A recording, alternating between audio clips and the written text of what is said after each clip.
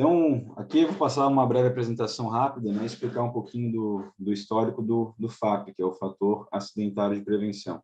E o que ele mede, né?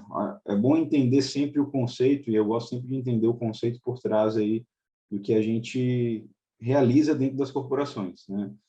O FAP ele foi criado, né, em 2010 com o objetivo de tentar fomentar investimentos que reduzam os acidentes de trabalho, né? Fomentar o investimento em EPIs, em equipamentos de proteção individual, fomentar o desenvolvimento da segurança do trabalho como um todo, né? E a partir desse ano que ele foi iniciado, foi tudo muito novo para as empresas, né? Até aquele momento existia somente uma alíquota que era paga a título de acidente de trabalho, que é o risco ambiental do trabalho, o RAT, que varia aí de 1, 2 ou 3%.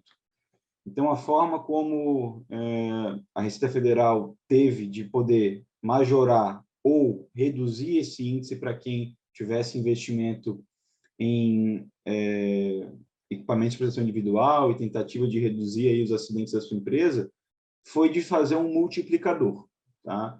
Então, o FAP, ele, por conceito, é um índice.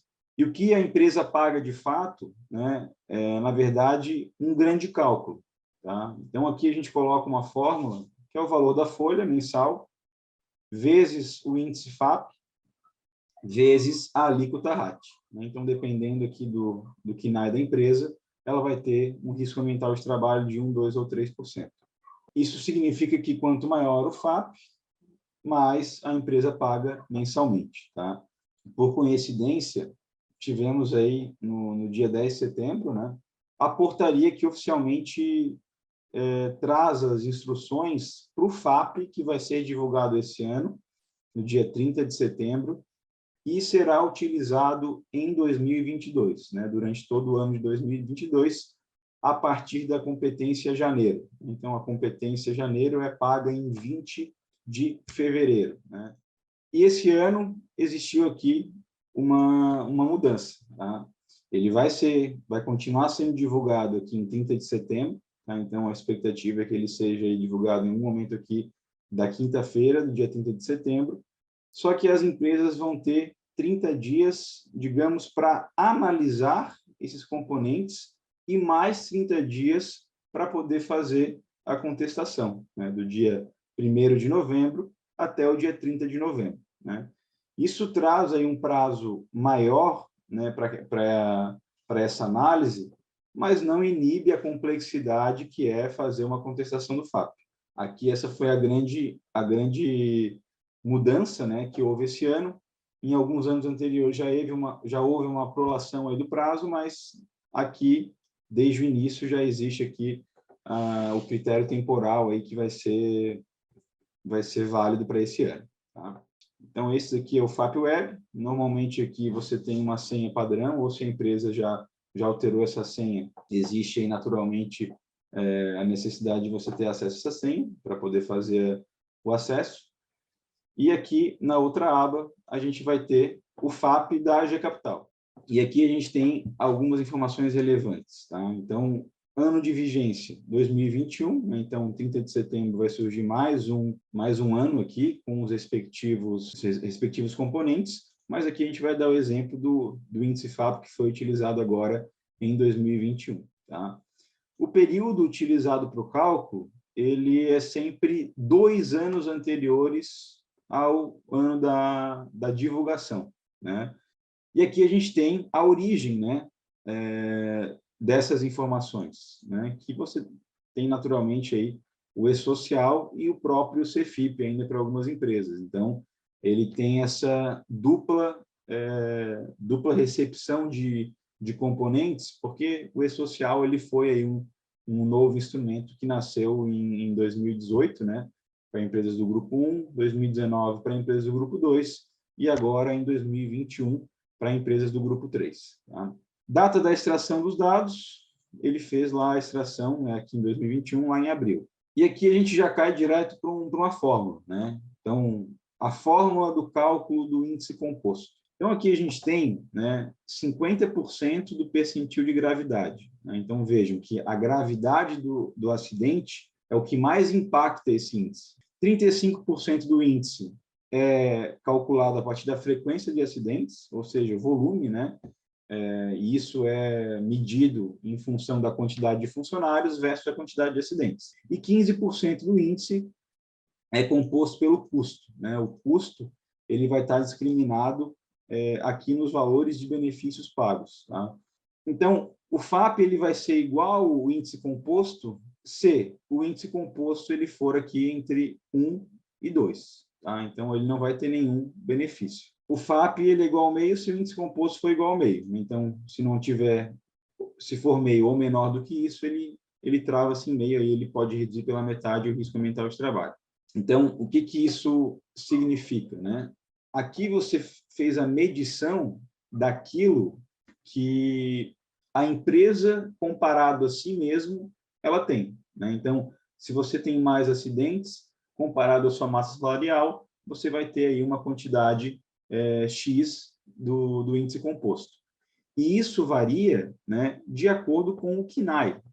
Aqui é mais uma complexidade, tá? Então, se a gente descer um pouquinho aqui, os dados resultantes aqui do FAP original, você vai ver que os comunicados de acidente de trabalho vão aparecer aqui, a massa salarial computada lá mês a mês vai aparecer aqui, o número médio de vínculos, né, também vai aparecer aqui. Então, você tem todas uma classificação de empresa comparada a ela mesma, isso vai impactar também o seu índice.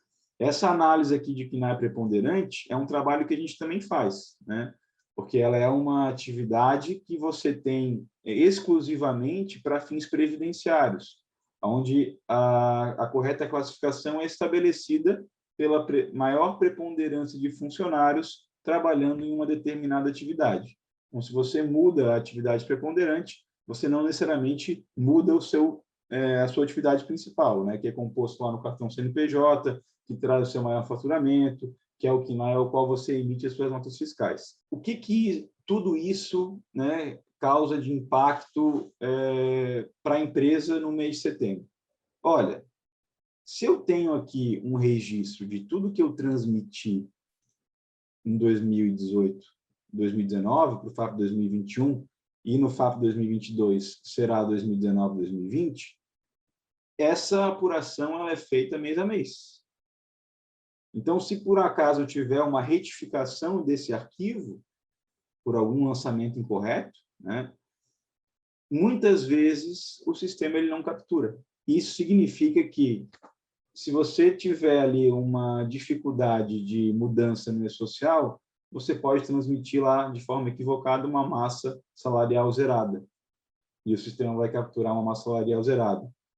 E aí, a sua massa salarial aqui vai diminuir.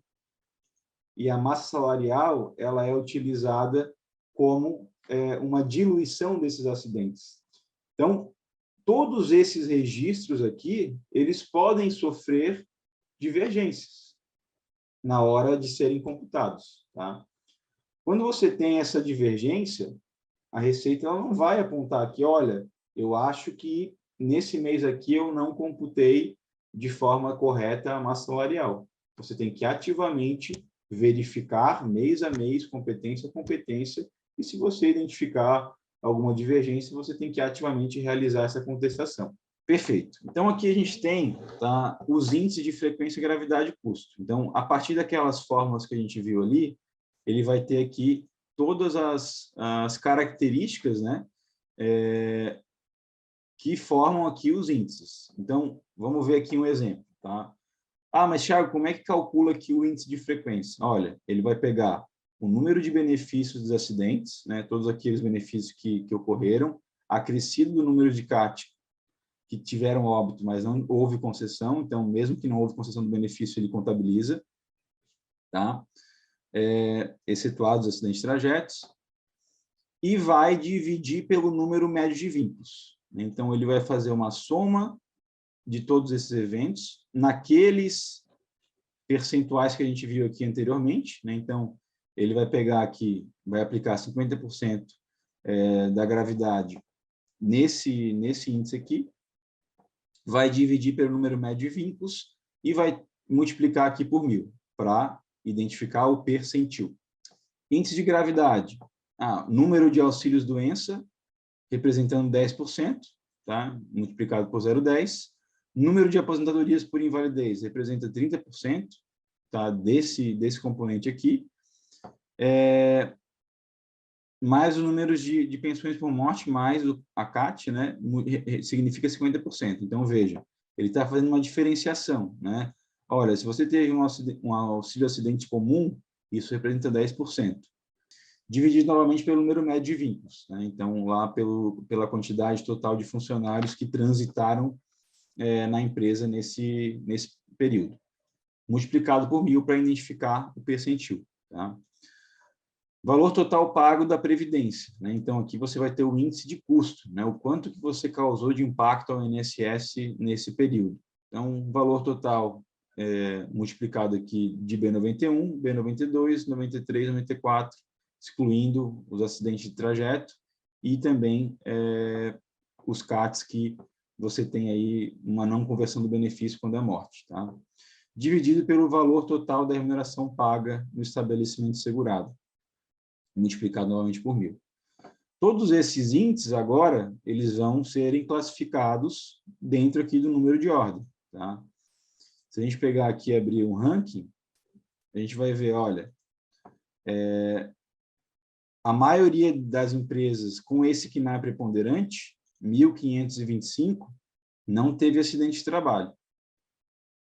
E essas outras aqui todas tiveram lá o seu ranking, né? Então, essa daqui é a segunda colocada, a terceira, até que chegue aqui a última. Então, essa última aqui vai ser a mais penalizada, né? Porque dentro dos componentes ali do FAP, ela teve a última colocação do ranking, tá? Isso acontece também com o número de ordem gravidade, né? 1.525, não tiveram FAP meio, né? E as outras tiveram também um posicionamento a partir dos percentis. O software que a gente utiliza é um software proprietário, tá? Então a gente consegue trazer com a Athena todas as possíveis divergências, contestação, com agilidade, segurança e precisão. Esse é o nosso grande objetivo, né, para as empresas, e poder trazer isso a um custo bastante acessível, tá? Se vocês tiverem interesse aí em conhecer um pouco mais sobre o trabalho que a gente desenvolve, acessem lá o nosso site, e toda a compra e operacionalização disso é de forma digital. A gente desenvolveu aí uma ferramenta e uma recepção de documentos todos de forma digital para conseguir atender a maior quantidade de empresas possível, né? Temos ainda no primeiro lote, né, o que de fato aí reduz um pouco o custo. À medida que a gente tiver uma questão mais próxima do fim do prazo da contestação, naturalmente aí vão ter outros lotes, né, provavelmente com um preço um pouco mais elevado devido ao encurtamento do prazo, tá?